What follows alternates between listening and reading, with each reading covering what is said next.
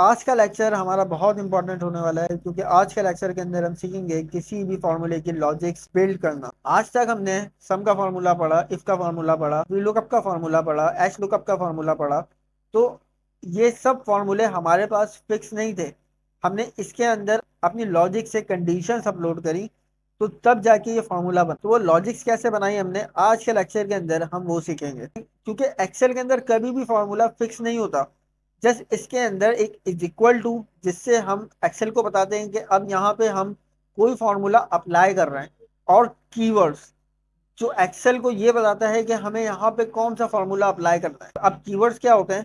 Keyword just like some, if, we lookup and H lookup. तो ये keywords Excel को ये बताते हैं कि हमें यहाँ पे अब क्या कैलकुलेशन परफॉर्म करवानी है। मिसाल के तौर पे अगर सम लिखते हैं तो वहां पे वो एक्सेल समझ जाता है कि यहाँ पे अभी हमें कोई कैलकुलेशन परफॉर्म करवानी है, एडिशन, सब्ट्रैक्शन, डिवीजन, मल्टीप्लिकेशन। अगर इफ लिखते हैं तो एक्सेल समझ जाता है कि यहाँ पे हम दो सेल्स या दो नंबर्स के बीच में कंपैरिजन करवा रहे हैं। अगर वी लुकअप लिखते हैं तो एक्सेल समझ जाता है यहाँ पे हम वर्टिकली डेटा फाइंड करवा रहे हैं। एच लुकअप लिखते हैं तो एक्सेल समझ जाता है कि यहाँ पे हम हॉरिजॉन्टली डेटा फाइंड करवा रहे हैं। तो ये होते हैं हमारे पास फॉर्मूले की कीवर्ड। लेकिन इसके अंदर जो भी कैलकुलेशन परफॉर्म हो रही होती है वो हमारी लॉजिक से बनी हुई होती है कि हमें यहाँ पे ये और इस तरीके से कैलकुलेशन परफॉर्म करवानी है। मिसाल के तौर पे मैं यहाँ लिखता हूँ इज इक्वल टू सम, और यहाँ पे मैं ब्रैकेट ओपन करता हूँ। देन यहाँ पे इस सेल को सिलेक्ट करता हूँ, देन यहाँ पे प्लस का साइन लगाता हूँ, देन यहाँ पे इस सेल को सिलेक्ट करता हूँ, देन यहाँ पे मल्टीप्लिकेशन का साइन लगाता हूँ, इस सेल को सिलेक्ट करता हूँ, ब्रैकेट क्लोज करता हूँ और इंटर प्रेस कर देता हूँ। ये इसने मुझे मेरा आंसर दे दिया। देन यहाँ पे मैं इज इक्वल टू लगाता हूँ, सम का कीवर्ड लगाता हूँ, यहाँ पे ब्रैकेट ओपन करता हूँ। देन यहाँ पे मैं एक और ब्रैकेट ओपन करता हूँ, इसके बाद ये वाला सेल सिलेक्ट करता हूँ, प्लस का साइन लगाता हूँ, देन इस सेल को सिलेक्ट करता हूँ। देन यहाँ पे जो मैंने अंदर ब्रैकेट ओपन करा था उसको क्लोज करता हूँ। देन यहाँ पे मैं मल्टीप्लिकेशन का साइन लगाता हूँ और उसके बाद मैं इसको सेल को सिलेक्ट करता हूँ। देन यहाँ पे ब्रैकेट क्लोज करता हूँ और इंटर प्रेस कर देता हूँ। दोनों के अंदर मैंने सेम कैलकुलेशन परफॉर्म करवाई है, लेकिन दोनों के आंसर मेरे पास डिफरेंट आ रहा है। इस फॉर्मूले के अंदर क्या हुआ, इस फॉर्मूले के अंदर पहले इसने इससे मल्टीप्लाई करवाया, फिर उसके बाद जो आंसर आया उसको इससे प्लस करवाया। अब इसने ऐसा क्यों करा? According to BODMAS rule. Matrix के अंदर हमने पढ़ा था बोर्ड मास रूल क्या होता है। सबसे पहले ब्रैकेट को सॉल्व करता है, उसके बाद डिवाइड को सॉल्व करता है, उसके बाद मल्टीप्लाई को, उसके बाद एडिशन को और उसके बाद सब्ट्रैक्शन को वो सॉल्व करता है। अब इस फॉर्मूले के अंदर इसको क्या मिला? ब्रैकेट मिला।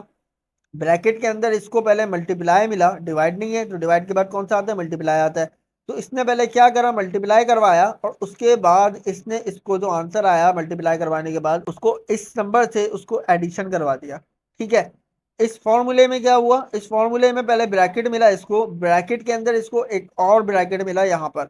तो पहले इसने इस ब्रैकेट को सॉल्व करवाया, उसके बाद जो आंसर आया उसको मल्टीप्लाई करवाया इस नंबर से। तो ये होता है हमारे पास बोर्ड मास रूल। अब ये मैंने फॉर्मूला खुद से बनाया।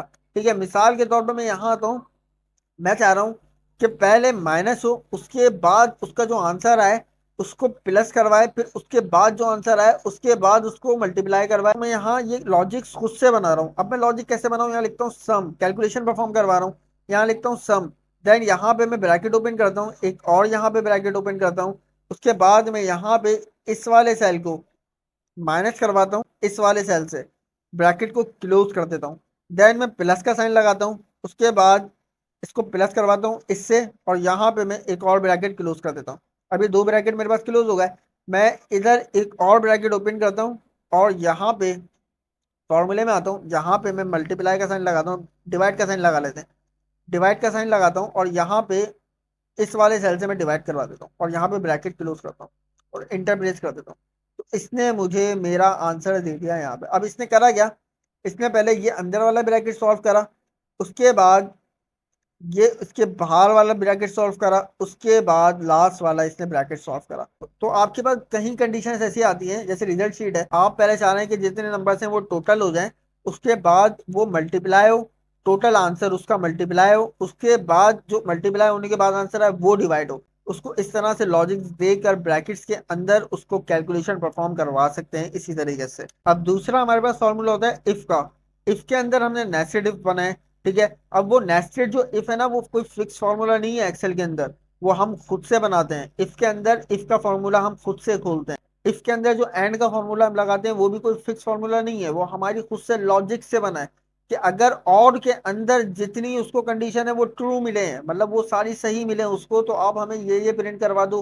ठीक है, अब जरूरी नहीं है कि हम वहां पे सिर्फ ट्रू और फॉल्स प्रिंट करवाएं। हमने वहां क्या करा था, इन्वर्टेड कॉमास के अंदर अपनी तरफ से उसको कंडीशन दी कि हमें ये प्रिंट करवा के दो। आप वहां पे कोई कैलकुलेशन भी परफॉर्म करवा सकते हो, लॉजिक्स के थ्रू से आप वहां पे कुछ भी कैलकुलेशन परफॉर्म करवा सकते हो, कोई भी रिजल्ट आप वहां पे ले सकते हो, डिस्प्ले ले सकते हो। ठीक है, अब यहाँ पे इफ का फॉर्मूला है।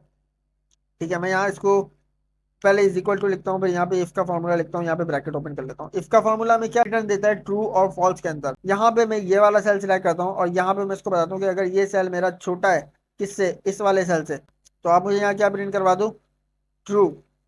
और यहाँ पे मैं इन्वर्टेड कॉमा क्लोज करके यहाँ पे मैं कॉमा लगाता हूँ, यहाँ पे मैं दूसरा इन्वर्टेड कॉमा ओपन करता हूँ और यहाँ पे मैं लिखता हूँ फॉल्स।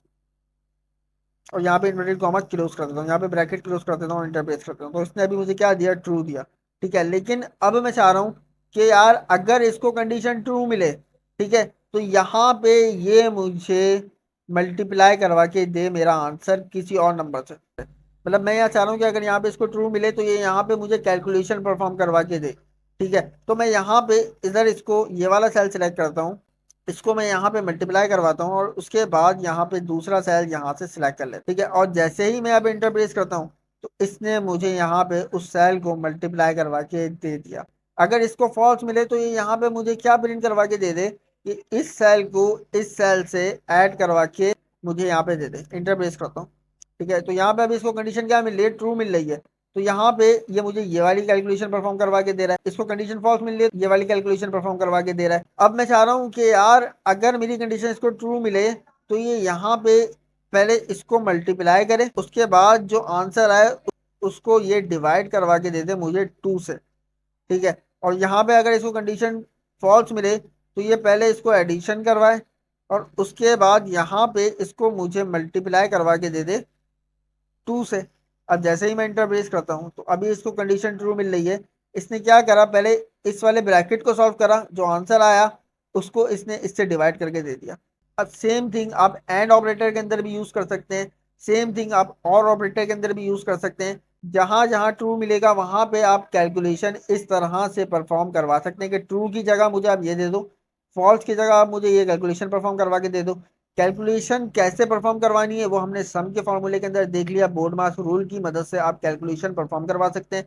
ठीक है, और जहां जहां आपको इफ के अंदर, एंड के अंदर, और के अंदर, नेस्टेड इफ के अंदर, जहां जहां भी आपको ट्रू और फॉल्स मिल रहा है आप वहां पे अपनी लॉजिकल बिल्डिंग से आप वहां पे कैलकुलेशन भी परफॉर्म करवा सकते हैं। जस्ट आपको लॉजिक्स बनाना आनी चाहिए कि आपको फॉर्मूले के अंदर वो लॉजिक्स कैसे बनानी है, कि कहाँ आपको ट्रू मिल रहा है, आपको वहां कौन सी कैलकुलेशन परफॉर्म करवानी है, किस तरह से उस कैलकुलेशन को परफॉर्म करवाना है। तो आपको जस्ट ये लॉजिक्स अपने दिमाग के अंदर बनानी है और आपको अपने फॉर्मूले के अंदर ऐड करना है। ठीक है, तो उम्मीद करता हूँ कि आपको ये लेक्चर समझ में आया होगा कि आप अपनी लॉजिक्स कैसे बना सकते हैं, कि जहाँ ट्रू आ रहा है वहां पे हम कोई भी कैलकुलेशन परफॉर्म करवा सकते हैं, कैसे करवा सकते हैं।